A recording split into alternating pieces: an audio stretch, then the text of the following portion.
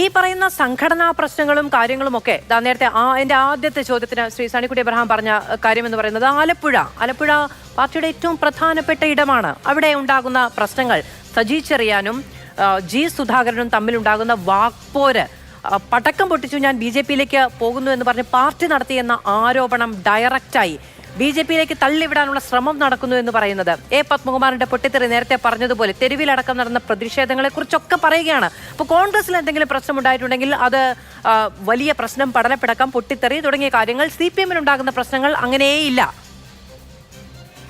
അല്ല, എനിക്കൊരു സിമ്പിൾ ചോദ്യമുണ്ട്. കോൺഗ്രസിന്റെ പൊട്ടിത്തെറികൾ ഞങ്ങൾ കൊണ്ട് എന്തെങ്കിലും സ്ഫോടകസ് വെച്ചിട്ടാണോ? ആണോ? അത് ആദ്യം പറയാം. ഇനി ജി സുധാകരൻ സാറിന്റെ വിഷയം. ജി സുധാകരൻ സാർ എന്ന് പറഞ്ഞാൽ പാർട്ടിയുടെ നിയമപ്രകാരം, പാർട്ടിയുടെ മാർഗദർശന പ്രകാരം അദ്ദേഹം മത്സരത്തിൽ നിന്ന് മാറി നിന്നു. അദ്ദേഹത്തിന് ഇപ്പൊ 80 വയസ്സ് പ്രായമാകുന്നു. അദ്ദേഹത്തിന് ചില പരിഭവങ്ങൾ ഉണ്ടായിരിക്കാം. അദ്ദേഹം ഏറ്റുമുട്ടുന്നത് അദ്ദേഹത്തോട് തന്നെയാണ്. അദ്ദേഹത്തിന് പാർട്ടിയോട് ഏറ്റുമുട്ടിയിട്ട് എന്താ കാര്യമിരിക്കുന്നത്? അദ്ദേഹത്തിന്റെ സാഹചര്യങ്ങൾ അതാണ്. അതുകൊണ്ട് അതിനെക്കുറിച്ച് അതും ഇതുമായിട്ട് നിങ്ങൾ കമ്പയർ ചെയ്യുന്നത്. ഈ പറയുന്ന അബിൻ വർക്കിക്ക് 80 വയസ്സ് പ്രായമുണ്ടോ? ചാണ്ടി ഉമ്മന് 80 വയസ്സ് പ്രായമുണ്ടോ? ചാണ്ടി ഉമ്മനെ കുറിച്ചുള്ള ഒരു ഒറ്റ ചോദ്യമാണ് ഞാൻ പറയാം. ചാണ്ടി ഉമ്മനെ അബിൻ വർക്കിനെയും പച്ചയ്ക്ക് തടഞ്ഞേണ്ടി വരിൽ. ഈ ചാണ്ടി ഉമ്മന്റെ അയോഗ്യത എന്താ? അതൊന്ന് പറഞ്ഞേ. നിലമ്പൂർ ആരാ ജയിപ്പിച്ചു കൊടുത്തത്? 3500 റോഡ് വീട് കയറി ഈ ചാണ്ടി ഉമ്മൻ എന്ന് പറഞ്ഞ വ്യക്തി. മറ്റുള്ളവരൊക്കെ റീലെടുത്ത് നടക്കുമായിരുന്നു. ഈ ചാണ്ടി ഉമ്മനെ തടയാനുള്ള കാരണം എന്താ? ആ തഴച്ചലിന്റെ വാക്കാണ്, ആ മറുപടിയാണ് പത്രസമ്മേളനത്തിൽ ഈ അബിൻ വർക്കി പറഞ്ഞത്. അതുകൊണ്ടല്ലേ അവരുടെ സഭ, ഓർത്തഡോക്സ് സഭ, പൊതുവെ രാഷ്ട്രീയത്തിൽ അങ്ങനെ ഇടപെടാത്തൊരു മാന്യമായ സഭയാ. ഇന്ന് അവർ താക്കീത് കൊടുത്തു. ഞങ്ങൾ ഗുഡ് ബൈ പറഞ്ഞിരിക്കുന്നു UDF-നോട് എന്നാ പറഞ്ഞിരിക്കുന്നത്. അത് നിങ്ങൾക്ക് മനസ്സിലായില്ലേ? അതാണ് ഞാൻ പറഞ്ഞത്. ഈ കോൺഗ്രസ് പാർട്ടിയുടെ സംഘടനാ കാര്യത്തിൽ CPM-നെ നിങ്ങൾ വലിച്ചടിക്കുന്നത് എന്തിനാണ്? ഇനി കെ മുരളീധരനെ കുറിച്ച് പറയാം.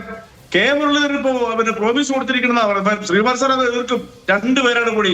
അപ്പൊ 60-61 പേരായിട്ട് ആ കമ്മിറ്റി വളരും. അവർ വളർന്നോട്ടെ, ഒരു പ്രശ്നമില്ല. പക്ഷെ ചോദ്യം ഒന്നേ ഉള്ളൂ. ഞാൻ ചോദിക്കുന്ന ഒരൊറ്റ ചോദ്യമേ ഉള്ളൂ. പഞ്ചായത്ത് തെരഞ്ഞെടുപ്പിൽ ഇനി 1 മാസമോ 1.5 മാസം മാക്സിമം ഉള്ളൂ. ഡിക്ലറേഷൻ നവംബർ 1st വീക്ക് വരും. ഇവരെന്തെങ്കിലും ഒരു കാര്യം ജനകീയ പ്രശ്നങ്ങളിലോ ജനങ്ങൾക്ക് വേണ്ടിയിട്ട് ഒരു കാര്യം ഒരു കേരളത്തിൽ അവതരിപ്പിച്ചിട്ടുണ്ടോ? എന്നാൽ ഇടതുപക്ഷം റെസ്പോൺസിബിൾ, അതായത് ഓരോ ഇൻഡിവിജ്വൽ റെസ്പോൺസിനെ കുറിച്ചുള്ള പദ്ധതികൾ അവതരിപ്പിച്ചുകൊണ്ടിരിക്കുകയാണ്. ഓരോ വ്യക്തിയെ കുറിച്ചും. ഗൾഫ് നാടുകളിൽ പര്യടനം നടത്തുന്ന മുഖ്യമന്ത്രി കിട്ടുന്ന ജനങ്ങളുടെ സ്വീകരണം, അവിടുത്തെ മലയാളികളുടെ സ്വീകരണം കേട്ടാൽ നിങ്ങൾ അത്ഭുതപ്പെട്ടു. നിങ്ങളൊന്നും അത് കവർ ചെയ്യുന്നില്ല. ആയിരക്കണക്കിന് ജനങ്ങളാണ് അദ്ദേഹത്തിന് മുമ്പിൽ വന്ന് അദ്ദേഹത്തിനെ കാണാനായിട്ടും അദ്ദേഹത്തിന്റെ വാക്കുകൾ കേൾക്കാൻ തടിച്ചു കൂടിക്കൊണ്ടിരിക്കുന്നത്. അതെന്താ കാരണം അറിയോ? കേരളത്തിന്റെ റെപ്രസെന്റേറ്റീവ് അവര്, കേരളത്തിലെ ജനങ്ങളുടെ ഇടതുപക്ഷ സർക്കാരിനോടുള്ള സ്നേഹമാണ്. അപ്പോഴാണ് ജാതിയുടെ മതത്തിന്റെ പേര് വെട്ടിനിർത്തുകയും KC വേണുഗോപാൽ കേരള പ്രദേശ് കോൺഗ്രസ് കമ്മിറ്റിയെ പിടിച്ചടക്കി കേരള പ്രദേശ് VC എന്ന് പറയുന്ന ഒരു സ്ഥാപനം ഉണ്ടാക്കിയിരിക്കുന്നത്. അവിടെ അവർ പരിഭവിക്കുന്നു. ഇനി ഈ പരിപാടിക്ക് ഞാൻ ഒറ്റ വാചകോടെ പറയട്ടെ, ദയവായി ശ്രദ്ധിക്കുക.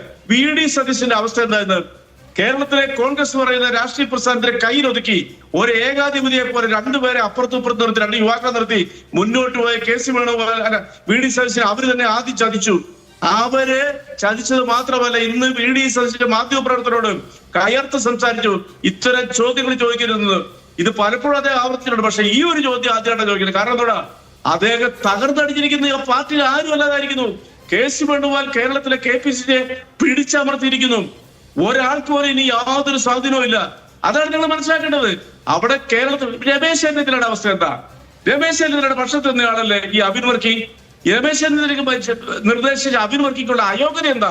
ഇനി സമുദായം ഇവിടെ അത് നിങ്ങളൊന്ന് പറഞ്ഞേ. ഞാനൊരു വാക്കോട് ഉപയോഗിച്ചു, അത് കേട്ടായിരുന്നോ? അയാൾ അത്യാവശ്യം ആ പാർട്ടിക്കുള്ളിൽ ജനകീയത ഉള്ളതാണെന്നുള്ളത് ഞങ്ങളത് സമ്മതിക്കുന്നുണ്ട്. കാരണം കോൺഗ്രസ് കേരളത്തിൽ ഇല്ലാതാണെന്ന് ഞങ്ങൾ വിശ്വസിക്കുന്ന ഒരാളല്ല. ഇതിവിടെ നിലനിൽക്കുന്നത് ആഗ്രഹിക്കുന്നവരല്ല. പക്ഷെ അവർ BJP-ക്ക് വേണ്ടി വഴിയൊരുക്കി കൊടുക്കുകയാണ് ഇത്തരം നാടകങ്ങളിലൂടെ. തന്റെ രാജ്യസഭാ അംഗത്തെ 2 വർഷത്തേക്ക് BJP-ക്ക് കാഴ്ചവെച്ച നേതാവല്ലേ ഈ KC വേണുഗോപാൽ എന്ന് പറഞ്ഞ വ്യക്തി. ഇതേ KC വേണുഗോപാൽ കേരളത്തിലെ കോൺഗ്രസിനെ പിടിച്ചെടുക്കുമ്പോൾ തകർന്നു പോയ മോഹം ആരുടെയൊക്കെയാ? രമേശ് ചെന്നിത്തല, VD സതീശന്റെയാ. ഇന്ന് VD സതീശന്റെ സംസാര ശൈലിയിൽ പോലും നിയന്ത്രണപ്പെട്ടു പോകുന്നു. അദ്ദേഹത്തിനെ ആരും അല്ലാതാക്കിയിരിക്കുന്നു. അതാണ് കേരളത്തിലെ കോൺഗ്രസ് എന്ന് പറയുന്ന രാഷ്ട്രീയ പ്രസ്ഥാനം പാർട്ടിയുടെ അണികളോട് ചെയ്ത ചതി എന്ന് പറയുന്നത്. അതിനെ വിമർശിക്കാനായിട്ട് ജനാധിപത്യത്തിൽ ഞങ്ങൾക്ക് അവകാശമില്ലേ? ഇത്തരം രാഷ്ട്രീയ ആരോപണങ്ങൾ സ്വാഭാവികമായും അങ്ങയുടെ ഭാഗത്തുനിന്നും അതൊക്കെ ശരിയല്ല. അങ്ങയുടെ വാദങ്ങൾ. പക്ഷേ VD സതീശൻ അങ്ങനെ ആരെങ്കിലും ഇത്തരത്തിലുള്ള ഇടപെടലുകൾ നടത്തിയാൽ അതിനോട് ഫൈറ്റ് ചെയ്യാതെ തകർന്നു നിൽക്കുന്ന ഒരാളാണ് എന്ന് അങ്ങ് വിചാരിക്കുമെന്ന് ഞാൻ വിചാരിക്കുന്നില്ല. ഏറ്റവും കുറഞ്ഞ് ആഭ്യന്തര രാഷ്ട്രീയത്തിലെങ്കിലും അങ്ങനെ അത്തരത്തിലുള്ള വിട്ടുവീഴ്ചകൾക്ക് തയ്യാറാകുന്ന ഒരാളാണ് VD സതീശൻ എന്ന് ഞാൻ വിചാരിക്കുന്നില്ല. പിന്നെ എന്തിനാണ് മാധ്യമങ്ങളോട് ആ പാർട്ടിയുടെ പ്രശ്നങ്ങൾ ചോദിച്ചപ്പോഴത്തേക്ക് ഇത്തരം ചോദ്യങ്ങൾ എന്നോട് ചോദിക്കരുതെന്ന് പറഞ്ഞാൽ മറുപടിയില്ല VD സതീശന്. അതുകൊണ്ടാണ് അങ്ങനെ ഒരു വീഡിയോ സ്റ്റേഷൻ നിങ്ങൾ ഇന്നുവരെ കണ്ടിട്ടുണ്ടോ? അദ്ദേഹം പലപ്പോഴും ജാട കാണിക്കാറുണ്ട്, ധാർഷ്ട്യം കാണിക്കാറുണ്ട്. എന്തുകൊണ്ട് മറുപടി പറഞ്ഞില്ല മാധു? അത് നിങ്ങൾ മാധ്യമപ്രവർത്തകരെ അപമാനിക്കുമല്ലേ? ഇത് മാധ്യമപ്രവർത്തകർക്ക് രാഷ്ട്രീയത്തിൽ ഒരു ചോദ്യം ചോദിക്കാനുള്ള അവകാശം കേരളത്തിലെ അദ്ദേഹം തടയപ്പെട്ടിരിക്കുന്നു. വളരെ നീചമായ രീതിയിൽ കോൺഗ്രസ്സുകാരും അതിന്റെ യൂത്ത് വിങ്ങും അദ്ദേഹത്തിനെ തകർത്ത് തരിപ്പണമാക്കിയിരിക്കുന്നു. അതാണ് ആ നിരാശയാണ് ചോദ്യം ചോദിക്കാനുള്ള അവകാശം കേരള രാഷ്ട്രീയത്തിലില്ലേ എന്നൊക്കെ അങ്ങ് ചോദിക്കുന്ന കേൾക്കുമ്പോൾ എനിക്ക് വളരെ സന്തോഷം തോന്നുന്നു.